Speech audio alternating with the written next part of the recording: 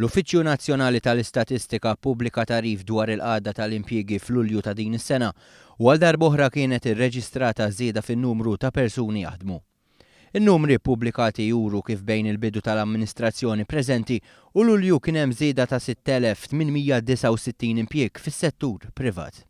Dan ifisser żieda ta' 6%. Dan huwa ekwivalenti għal 13 impjieg ġdid full-time kuljum fis-settur privat. Dan it-tkabbir huwa doppju ta' dak li kien hemm fil-leġislatura li għaddiet, meta kien hemm tkabbir ta' 6 impjiegi full-time kuljum mas-settur privat. L-aktar setturi li raw tkabbir huma dawk tal-ħidma amministrattiva, attivitajiet professjonali u s-settur tal-informatika. Is-settur tal-online gaming, dawk finanzjarji u dawk tal-bejħ ukoll esperjenzaw tkabbir.